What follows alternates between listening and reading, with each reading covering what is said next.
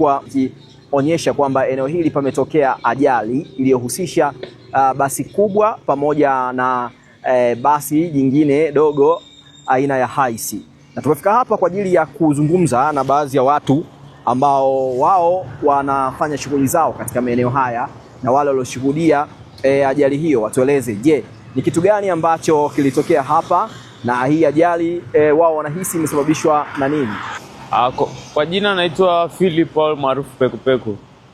Ni mkazi wa maeneo ya Kilimeru hapa. Mimi asubuhi nilikuwa nimeamka. Kwa saa kidogo nilikuwa mama mtu aliniambia, baba mtu nenda kaangalie pale saluni kama dada wa saluni amefika. Sasa mimi kuja kufika tu dada wa saluni hayupo, tunakuta ndo wamegongana. Kwa watu walikuwa wameshiga na niko ishaumia. Gari imegongwa na ile gari kubwa, watu hapo chini. Kwa hiyo tukakimbia kwanza hapa tukawatoa wengine.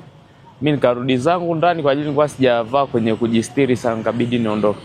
Ilikuwa ni magari gani na gari gani? Ilikuwa ni haisi na gari kubwa aina basi. Kampuni gani? La Express. Na wewe ulifika kuwasaidia, labda uliona nini kuhusiana na hali zao? Wengine wameumia, kuna wengine walikuwa nani kabisa. Wengine madamu, mwingine alikuwa amechimbika hapa. Kuna mmoja alikuwa amechimbika hapa hivi kwenye hii kichwa. Kwa hiyo nilichana shati langu, nikamfunika ili damu isiendelee kuna, nikarudi kifua wazi. Na kuna wengine walikuwa kwenye mtaro, baadhi ya wengine wakawasaidia, wakaingia ndani ya gari.